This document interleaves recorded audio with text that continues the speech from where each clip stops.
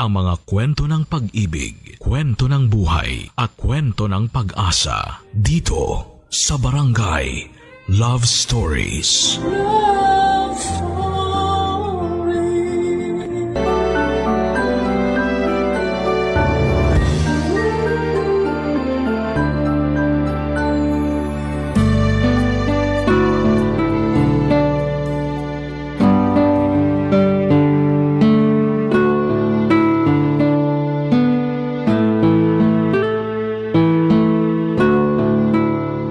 Kainis naman tong engot kong kakampi.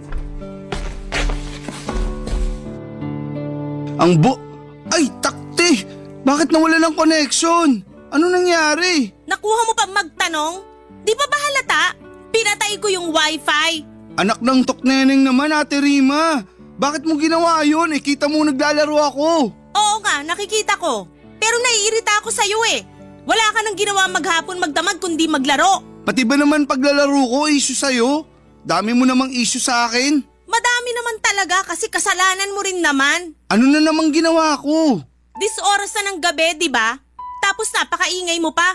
Kahit dun sa kwarto ko, dinig na dinig yung pagsasalita mo ng kung ano-ano. Malamang nagagalit ako sa kakampi ko. Masyadong aanga-anga. Pero ngayon, sa'yo na ako nagagalit kasi masyado kang epal. At ako pa talaga ang epal? Sino pa nga ba? Alam nga naman ako, ikaw ang nagpatay ng wifi kahit na naglalaro ako. Kung di ba naman epal tawag dun? Sige nga. Wag na wag mo ako matawag-tawag na epal, Edric ha?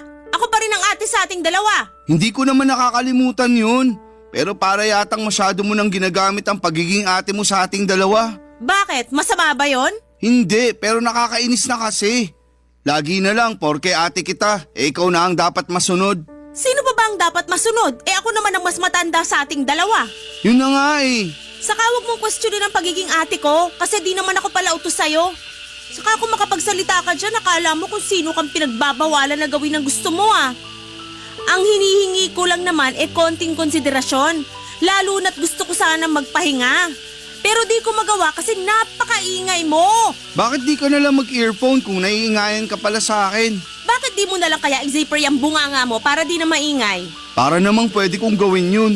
Pwede namang itikom mo pero pinipili mo lang na hindi gawin. Ay nako, parehong-pareho talaga kayo ni Lola na masyadong istrikta. Kung makaasta ka kasi parang di rin ako nakatira sa pamamahay na to. Hoy ate, ipapaalala ko lang sa'yo na hindi mo lang to bahay. Kina mama at papa to at anak din naman nila ako kaya may karapatan ako rito. Hoy Karen, saka sinabi ko ba na wala kang karapatan sa bahay natin? Pati si Lola na nananahimik na sa hukay at dinamay mo pa. Gusto mo bang bumangon yun doon tapos dalawin ka rito at kaltukan dahil sa mga katwiran mong baluktot? Huwag ka naman magsalita ng ganyan. Alam mo namang kinikilabutan ako Kahit lola natin yun, kadiri pa rin. At nakakatakot na babangon siya sa hukay tapos dadalawin tayo rito. Anong tayo? Ikaw lang? Bakit ako lang? Kasi ikaw lang naman yung pasaway sa atin. Grabe ka naman. Ikaw ang mas grabe.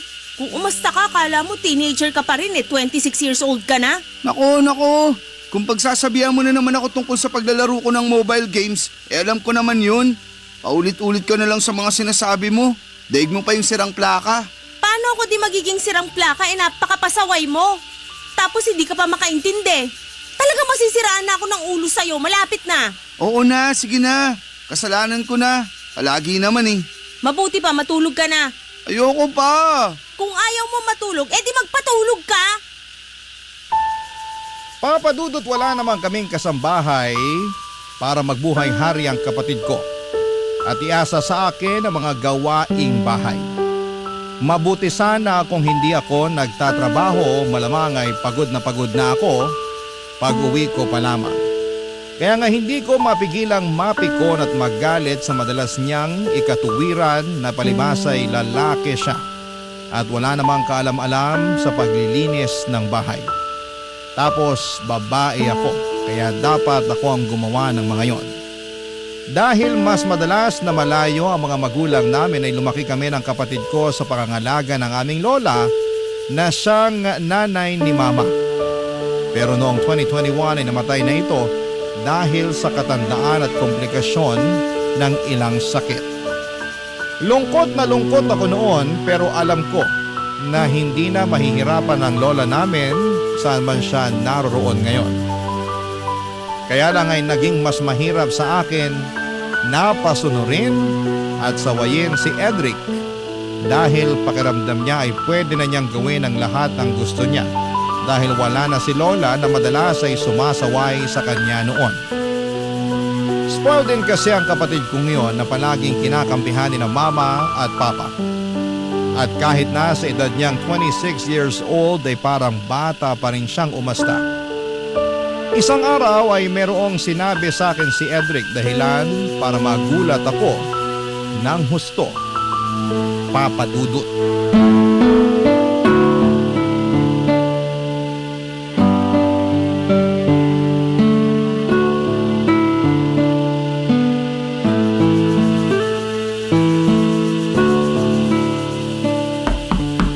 Bukas yan.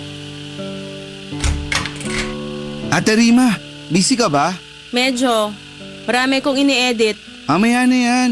Usap muna tayo. Tungkol saan ba yon? Basta. Anong basta? Di ba pwedeng sabihin mo na ngayon? Pwede naman pero papasok muna ako sa kwarto mo, pwede? Pwede, pero hanggang dyan ka lang sa may pinto. Grabe ka talaga sa akin. O sige, dyan ka na lang sa likod ng pinto. Sa likod ng pinto? Eh di sa labas na yun. Ano ba kasing sasabihin mo? Sabihin mo na kaysa nagpapaligoy-ligoy ka pa dyan. Sinasayang mo lang oras mo, kita mong dami ko pang trabaho. Ate naman eh. Ano nga yon? Ano kasi? Huwag kang magagalit ha. Depende kung ano na naman yung ginawa mo. Sobra ka naman. Parang lumalabas eh. Wala na akong ginawang matino. Kung may matino ka mang ginawa, mabibilang lang sa mga daliri ko sa kamay. Pero kung kalokohan, kasutilan at pagiging pasaway, lagpas na sa lahat ng mga daliri ko sa kamay at paa. Kaya ano, sabihin mo na kung ano yung gusto mong sabihin. Sige, pero... Ay, bahala na nga. Pero gusto ko lang sabihin na magiging tita ka na. Ha? Sorry, pero parang nabingi yata ako. Ano uli yung sinabi mo? Sabi ko, magiging tita ka na. Paano nangyari yon? Kasi magkakaanak na ako. Ha? Uulitin ko na naman ba yung sinabi ko? Hindi. Pero seryoso ba yan? Magkakaanak ka na? Oo. Pero wala ka namang girlfriend ah. Akala mo lang wala, pero meron. At hindi mo man lang pinakilala sa amin nila mama at papa. Eh, bago pa lang naman kami. Gaano ka bago? 1 buwan. Tapos nabuntis mo na agad? Siyempre, magaling tong kapatid mo. Binida mo pa talaga yan eh. Sigurado ka na ba dyan sa pinasok mo? Hindi naman sa pag-aano, no? Pero hindi biro-biro ang pagkakaroon ng anak. Alam ko naman yun. Tsaka feeling ko ready na naman ako para magkaanak. Ang tanda ko na kaya. Ayoko namang dumating yung punto na uugod-ugod na ako tapos tsaka pa lang ako magkakaanak. Kaya ikaw ate, mag-anak ka na rin. Sige ka. At bakit naman napunta sa akin ang usapan? Concerned lang naman ako sa matres mo kasi, di ba? Ganun yung mga babae. Habang tumatanda nahihirapan na magkaanak. Salamat sa concern mo sa matres ko pero ayos lang naman ako. Hindi ko pa gusto magkaanak kasi alam ko wala pa akong may papakain sa magiging baby ko. Grabe ka naman. May trabaho ka naman ah. Oo nga, pero di pa sapat ipon ko.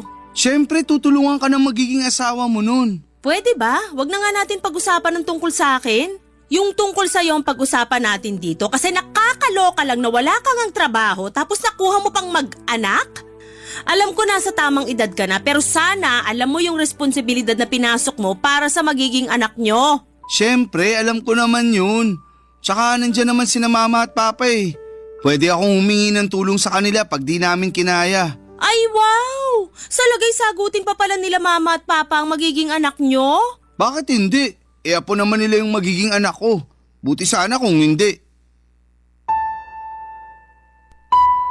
Papa Dudut, alam ko naman na nasa tamang edad na ang kapatid ko para sa ganong bagay. Pero para sa akin ay wala pa siyang kakayahang magtaguyod ng pamilya. Kaya hindi ninyo ako masisisi kung nainis ako ng bahagya sa ibinalita niya sa akin. Sa huli, nalaman na rin ng parents namin ang nangyari at gano'n na lamang ang gulat ko dahil hindi man lang siya nasermonan ni na mama at papa. In fact, natuwa pa sila at excited dahil magkakaapo na raw sila. Sa kabilang banda ay napaisip ako kung ako lang ba talaga ang kontrabida sa pamilya namin dahil hindi ko kayang suportahan ang kaligayahan ng kapatid ko. Pero naisip ko rin naman na hindi ko siya hinahadlangan. Para saan hindi ba? Ang akin lang ay gusto ko siyang mag-mature at mas maging responsable. Lalo na at magkakaanak na siya. Dapat ay matuto na siyang tumayo sa sarili niyang mga paa at hindi na palaging palaasa, Papa Dudut. Barangay Love Stories. Barangay Love Stories. Papa Dudut, simula pagkabata ay si Edric na ang paborito ng mga magulang namin. Sinasabi lang nila na pareho nila kaming paborito dahil mga anak nila kami, pero ramdam na ramdam ko na mas higit ang pagmamahal nila sa kapatid ko. Nung una ay kinakalungkot ko yon, pero sa huli ginawa ko na lamang inspirasyon ang bagay na yon para tumayo sa sarili kong mga paa. Buti na lamang, sa aming dalawa ni Edric ay ako ang paborito ng lola namin. Sa pagpapatuloy ng sulat ko ay hindi nga nagtagal, ay pinakilala sa amin ni Edric ang babaeng nabuntis niya. Masasabi ko naman na mabait ito, kaya naman pumabor sa kanila ang mga magulang namin. At kahit na nasa malayo ay binigay nila sa kapatid ko at sa girlfriend niya ang basbas nila upang maikasal. Oo, ikinasal sila sa huwes. At sa pag-uwi na lang daw ng mga magulang namin gaganapin ang kasal sa simbahan. Sa bahay namin tumira si Edric at ang asawa niya. Sa loob ng 6 na buwan ay pinakisamahan ko sila ng maayos, Papa Dudut.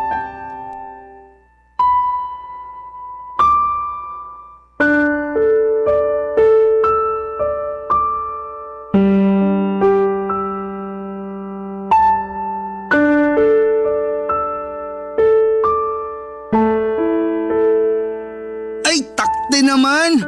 Bopols, wagas! Imbis na pa ganito, pa ganon. Edric, kailan mo planong hugasan yung mga pinggan dun sa lababo? Mamaya na! Kanina ka pa mamaya ng mamaya eh. Ikaw nga, kanina ka pa utos ng utos dyan. Aba, bakit naman nagagalit ka dyan? Kasi masyado kang utosera. Sabi-sabi ka pa nun na di ka pala utos, pero pati paghuhugas ng pinggan sa akin mo pa inaasa. Kita mong busy ako oh. Naglalaro ako, di ba? Ay, takte! Wala na. Talo na kami nag-dial sa'yo. At bakit ako sinisisi mo? Sino pa ba sisisihin ko? Yung asawa ko wala naman dito kasi nasa trabaho. Buti pa yung asawa mo kahit buntis ang sipag-sipag magtrabaho. Tapos ikaw na naturingang lalaki nga pero nandito lang sa bahay at naglalaro lang ng mobile games.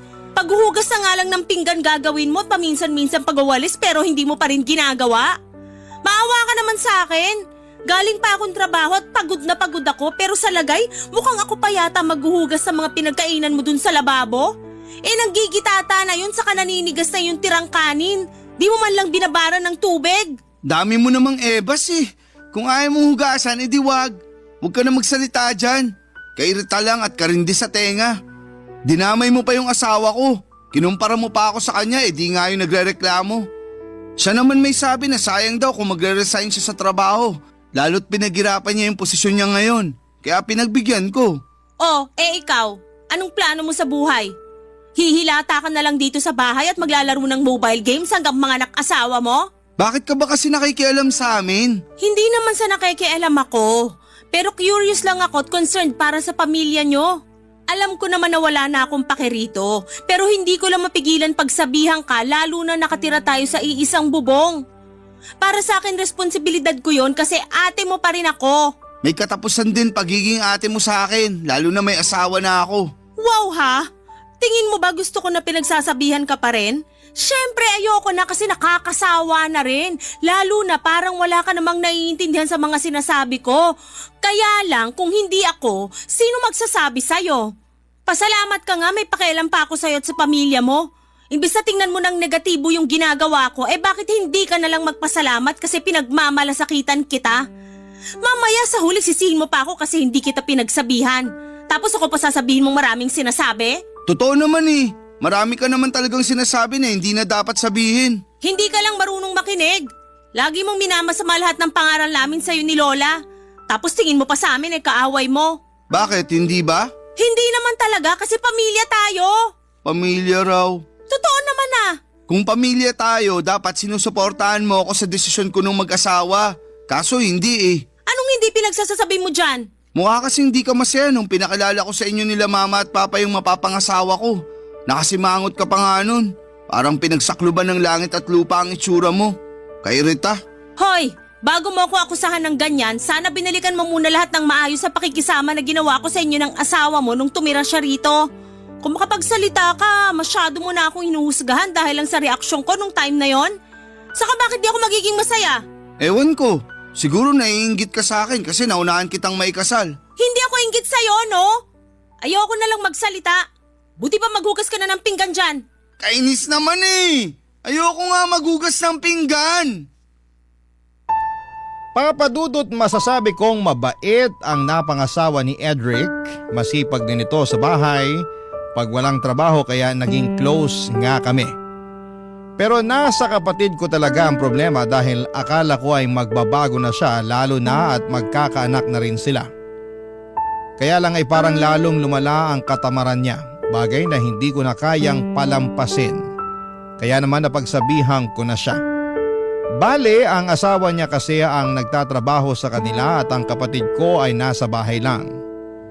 Kaya lang noong kalagitnaan ng ika-7 buwan ng tiyan ng asawa ng kapatid ko ay nag-early labor siya. Kaya naman na-confine siya noon sa ospital. Nanatili siya doon ng halos 1 buwan bago nag-decide ang mga doktor na isisaryan na siya. Ako ang nag-asikaso ng mga papeles ng asawa ng kapatid ko mula pagka-ospital hanggang makalabas sila ng baby niya dahil hindi naman maaasahan si Edric. Kahit nakakapagod ay masaya naman ako. Lalo noong ligtas na silang nakauwi na sa bahay namin.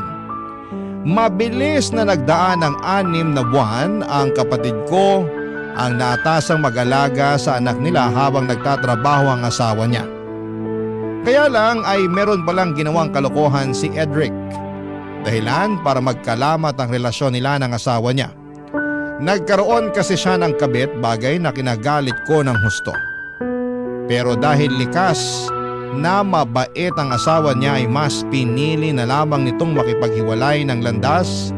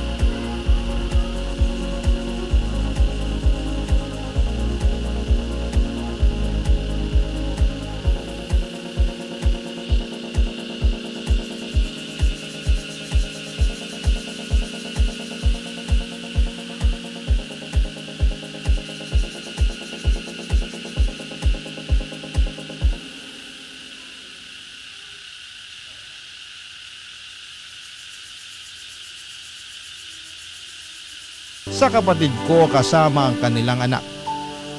Makaraan lang ang 1 buwan ay dinala ni Edric sa bahay namin ang kabit niya at ipinakilala pa sa akin, Papa Dudut.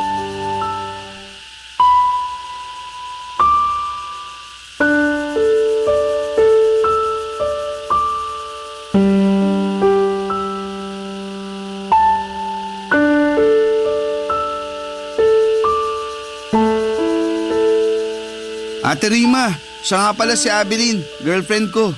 Hi, Ate Rima! Girlfriend? Kahihiwalay mo lang sa asawa mo, di ba?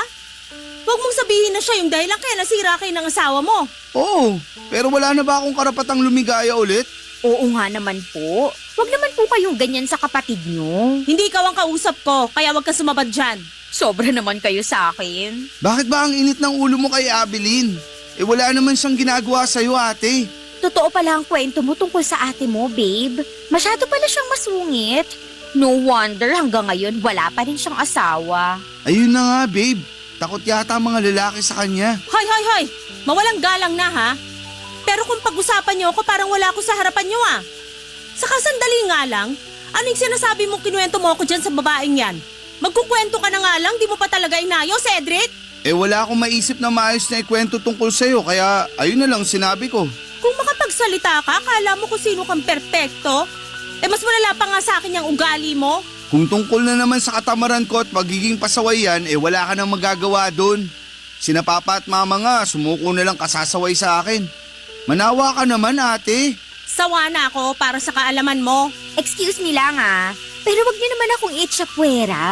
Sa lagay, parang saling ket-ket lang ako sa usapan nyo. Huwag naman ganun. Ano ba kasing sasabihin mo? Wala naman. Pero gusto ko lang maramdaman na welcome ako sa bahay nyo. Bakit ko naman gagawin yun? Kabit ka lang naman ng kapatid ko. Hoy, Ate sobra ka naman. naman magsalita. Oh, bakit? Totoo naman sinabi ko, di ba? Kahit kabit ako, may damdamin pa rin akong marunong masaktan. Wow! Kung sabihin ko mas masakit pa rin yung ginawa mo sa asawa ng kapatid ko kaysa dyan sa nararamdaman mo, no? Para yan lang, dinadaing mo na? Hindi ko naman siguro kasalanan kung mas minahal ako ng kapatid nyo kaysa sa dati niyang asawa. Sa bagay, ako na to eh. Diba babe, ako na to eh. Oo, babe ko. Ay, nako, napaka-ilusyonada. Tama na nga ang pagsasalita mo ng ganyan sa girlfriend ko. Kung di mo kayang tanggapin si Abilene, sana respetuhin mo na lang siya. Marunong ako rumispeto sa taong karespe-respeto. Naku, talaga naman. Napaka-kontrabida mo talaga sa buhay ko kahit kailan. Ako pa ang kontrabida, nakakabwisit mga desisyon mo sa buhay. Tapos walang hiya ka rin sa part na sinama mo pa talaga rito sa pamamahay natin yung kabit mo para ipakilala sa akin. Saka umuhugot ng tapang, ha? Inborn na sa akin yun. Pati kapal ng mukha, inborn na rin sa'yo eh. Pareho kayo ng babaeng yan, oh. Oh, bakit naman ako nadamay bigla? Di ba ayaw mo nang neetsipwera? Ayan, dinamay na kita para wala ka nang masabi dyan. Grabe ka na talaga sa akin, Ate Rima. Huwag mo nga ako maate-ate dyan. Ilang taong ka na ba? 32 na ako. 30 pa lang ako para sa kaalaman mo. Talaga? Pero mas mukha kang 40 sa paningin ko. Tapos ako tingin sa akin ni Babe 22. Diba babe ko? Oo, babe ko. Sabi sa'yo eh. Papadudot, sobra ang galit ko sa aking kapatid dahil sa kakapalan ng mukha niya nang sinama niya sa bahay at pinakilala sa akin ang kabit niya. Hindi ko alam kung saan sila kumukuha ng kahihiyan para gawin ang bagay na yon, pero nakakabilib talaga sila. Gustong gusto kong balatan ng buhay si Edric ng mga panahong yon, pero pinigilan ko na lamang ang aking sarili. Sa uli wala na rin akong magawa lalo at sinabi ng parents ko na hayaan na lang daw si Edric at ang bago niyang karelasyon na tumira sa bahay namin. Yung asawa naman daw niya ang umalis kasama ang bata kaya wala na raw silang magagawa doon. Sa totoo lang ay sobrang dismayado ako sa mga magulang namin dahil lumalabas na kinukonsente na naman nila ang katarantaduhan nito. Grabe, papadudot ang ginagawa ng kapatid ko at para sa kanila ay wala lang. Barangay Love Stories. Barangay Love Stories. Papadudot, tulad ng bilin ng parents namin ay pinakisamahan ko ang kabit ni Edric sa pamamahay namin kahit na sa totoo lang ay surang-sura ako sa pagmumukha niya. Para sa akin ay hindi siya ang dapat nakatira sa bahay namin kundi ang totoong asawa at anak ng kapatid ko. Alam ko na hindi ko na kontrolado ang mga nangyayari pero patuloy ko pa rin sinisisi ang kapatid ko dahil hinayaan niyang masira ang pamilya nila. Dahil walang trabaho si Abilene ay si Edric ang nagtatrabaho. Aaminin kong nagulat ako kasi kaya naman pala ng kapatid ko na magmanat ng buto at hindi lang umasa sa padala ng mga magulang namin. Nakakapanghinayang lang na sana'y noon pa niya yon naisip. Dahil nasa trabaho si Edric, ay si Abilene ang madalas maiwan sa bahay namin at kung wala naman ako sa studio ay sa kwarto ko ginagawa ang aking trabaho. Kaya naman hindi talaga maiwasan na mag-cruise ang aming landas ng kabit ng kapatid ko.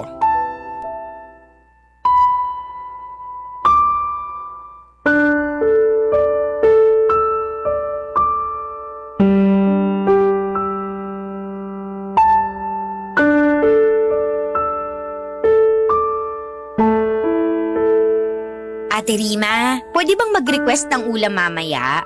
Kasi nagsasawa na ako sa purong isda. Ganun ba kayo rito sa bahay? Wala bang karne naman? Lapit na ako magkakaliskis at buntot oh. Ay wow! Ikaw pa talaga na walang ambag sa pagtira rito sa bahay ang malakas sa loob mag-request ng ulam? Sobra ka naman sa walang ambag. Totoo naman eh. Kaming lahat dito, pati na rin mga magulang namin ay nagtatrabaho. Ikaw lang ang buhay reyna rito. Bagay talaga kayo ng kapatid ko kasi nagbuhay-hari rin niya nun sa dati niyang asawa eh. Balita ko nga yung asawa ni Babe ang nagtatrabaho at hindi siya. Pero di yun uubra sa akin dahil gusto ko may provider's mindset ang lalaki. Para naman may pambubuhay siya sa amin ng magiging anak namin. Yun ang ideal man ko. Kung yan palang ideal man mo, sana sinama mo na rin doon na hindi pamilyado yung lalaking makakarelasyon mo. Hindi ko naman siguro kasalanan na single ang pakilala sa akin ni Edric noon. Tapos nagkagustuhan na lang kami. Huli na nung inamin niya na may asawa at anak na pala siya. Oh, alam mo naman pala eh. Pero bakit pinagpatuloy mo pa rin ang pakikipagrelasyon sa kanya? Na-in love na nga kasi ako. At wala na akong magagawa kasi tumibok na yung puso ko para kay Edric. Wala raw magagawa.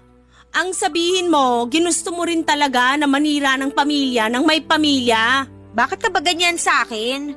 Kailan mo ba ako hindi susungitan o iinsultuhin sa tuwing nag-uusap tayo, ha? Hindi porket ate ka ni Edric, akala mo hindi na rin kita papatulan. Dapat ko bang ipagpasalamat yung di mo pagpatol sa akin? Kilala kitang mahilig pumatol, lalong-lalo na sa may asawa. Bakit ba kasi tayo nakarating dyan? Nagre-request lang naman ako ng masarap na ulam mamaya. Kapal talaga ng mukha mo. Hindi ka kapala ng mukha yun kasi may karapatan naman ako. Wawa? Anong karapatan yun? Ni magwalis ng sahig kahit ang dumi na at marami nang nagkalat na buhok ni hindi mo man lang magawa. Puro ka na lang higa, hilata at panay ka rin cellphone.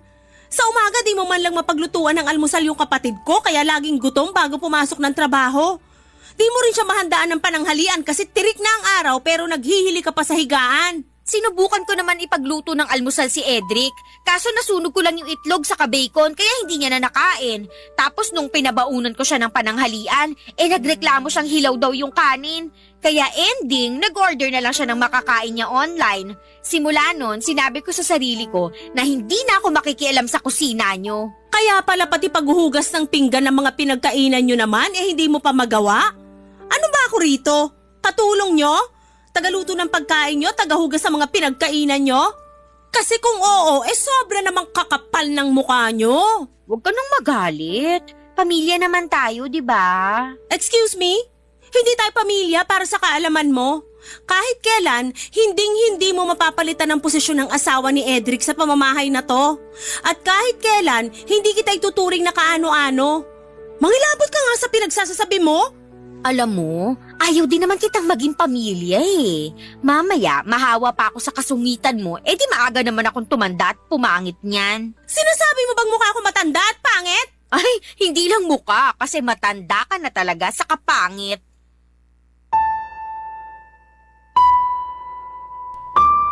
Papadudot wala akong masabi sa kakapalan ng mukha ni Abilene. Biglang bumalik ang lahat ng galit ko sa kanya dahil sa pagsira niya sa pamilya ng aking kapatid. Gusto ko sana siyang sabunutan ng mga panahong yon. Pero nagpigil pa rin ako dahil ayokong ibaba ang aking sarili na kapantay niya. Alam ko na maling magtanim ng galit sa isang tao pero hindi ninyo ako masisisi kung bakit ko nararamdaman yon ng mga panahong yon. Habang tumatagal ay nagiging masikip na ang pamamahay namin para sa aming tatlo, nina Edric at Abeline. At kahit na nagsabi na ako noon sa mga magulang namin na gusto ko nang bumukod, ay hindi nila ako pinayagan. Ayaw din naman daw kasi nila na maiwan lagi sa bahay ang kinakasama ng kapatid ko, lalo at nagtatrabaho ito. Wala akong nagawa sa pakiusap ng parents namin kundi ang sundin sila. Mabilis na lumipas ang 1 taon, Papa Dudut. Pinakisamahan ko ng maayos ang kinakasama ng kapatid ko pero hindi pa rin talaga mapigilan ang pagbabanggaan namin ni Abeline kahit na anong lawak ng pangunawa ko sa kanya, Papa Dudut.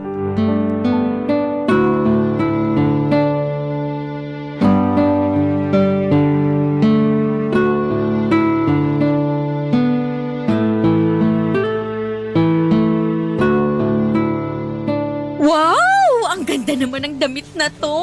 Tingin ko bagay sa akin to eh. Sukatin ko nga mamaya tapos paresan ko ng magandang sapatos at alahas. Grabe, fashionista rin pala tong ate ni Babe. Akala ko may samanang talaga manamit. Anong ginagawa mo dito sa kwarto ko? Anong sinabi mo? Ako ba talaga ang gaga? Nagulat lang naman ako, ate. Huwag mo nga akong maate-ate dyan. Tsaka bakit mahawak yung damit ko, ha? Bitiwan mo nga yan! O ayan, binitawan ko na. Kalma ka lang. Para kang dragon na bubuga ng apoy anytime. Sana nga dragon na lang ako para mabugahan kita ng apoy hanggang matusta ka. No, wag. Sayang naman ang pampaputing sabon at lotion na binili sa akin ni Babe. Kainis ang arte mo talaga. Ikaw naman, napakasungit mo. Hindi ba pwedeng nagandahan lang ako rito sa damit mo? Sa napadaan ako dyan sa tapat ng kwarto mo tapos bukas ang pinto. Kaya pumasok ka na at nangialam. Hindi naman pangingialam yon. Pangingialam pa rin yon kasi hindi mo naman gamit yan. Saka ang lakas ang loob mong pumasok sa kwarto ko. Paano kung hindi lang pala yung damit ko ang pinakialaman mo?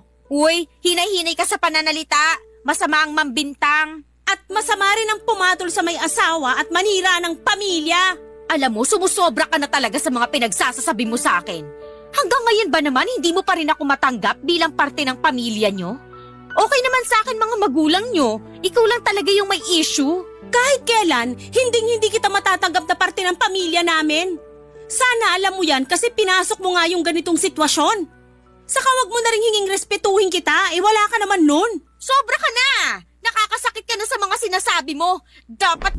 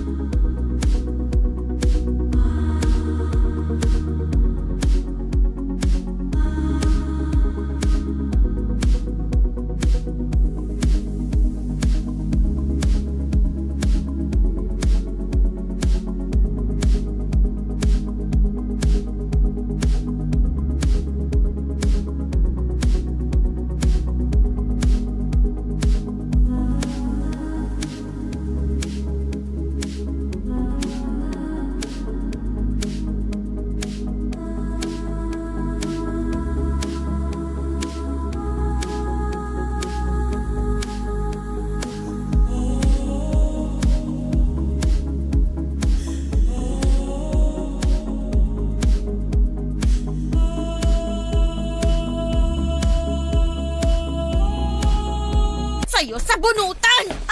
Aray ko! Bitiwan mo ko! Hindi kita bibitawan kasi puno-puno na ako sa'yo! Ganon! Sige, magsabunutan tayo hanggang nawala ng buhang isa sa atin! Aray ko! Aray ko! Edric!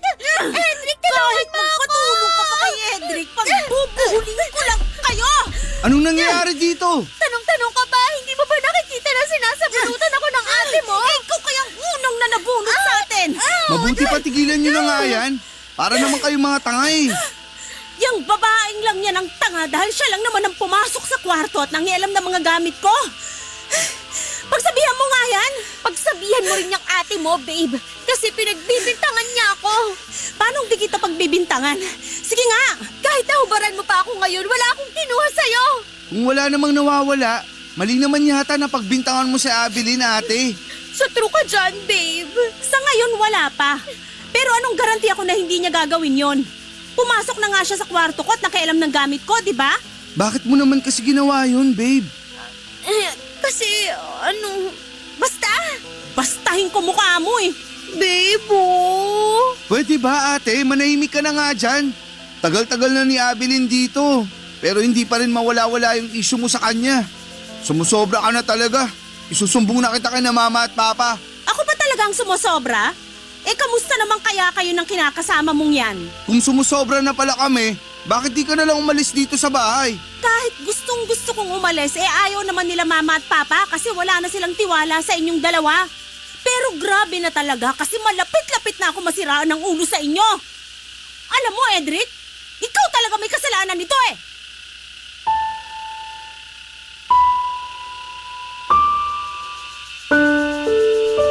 Papadudot sobrang sama ng loob ko sa kapatid ko at sa kinakasama niya ng mga panahong yon. Hindi ko na sila mapakisamahan at nasusura na ako sa mga pagmumukha nila. At kahit na gustuhin ko mang umalis ay hindi ko magawa dahil ayaw kong payagan ng magulang ko. Sinubukan ko naman na tanggapin si Abilene sa pamilya namin pero hindi ko talaga kaya. At hindi ko na alam kung ano ang gagawin ko. Sana ay mapayuhan ako ng mga kabarangay natin kung ano nga ba ang dapat kong gawin. Pero tingin ko naman ay alam ko na. Sadyang gusto ko lang na may mag-push sa akin para gawin ang bagay na naiisip ko. Sa kasalukuyan ay buntis na ang kinakasama ni Edric at mas naramdaman kong lalong lumiit ang bahay namin para sa aming tatlo. Tingin ko ay hindi rin naman talaga alis ang kapatid ko kasama ang kabit niya sa pamamahay namin kaya gusto ko ulit kausapin ang mga magulang namin na payagan na akong bumukod. Alam ko na hindi ko na dapat ini-stress ang sarili ko tungkol sa bagay na ito. Pero malaki kasi ang epekto ng mga desisyon ng kapatid ko sa akin. Hanggang dito na lamang po ang sulat ko, Papa Dudut, at sana po ay mapili po ninyong i-ere sa inyong programang Barangay Love Stories. Babasahin ko po lahat ng mga komento at suggestions ng mga kabarangay natin sa kung ano nga ba ang pwede kong gawin. Maraming salamat po and God bless sa inyong istasyon. Ang inyong forever kapuso at kabarangay, Rima. Nalilito pa rin sa live ang ating kabarangay. Ano kaya ang maipapayo mo sa kanya?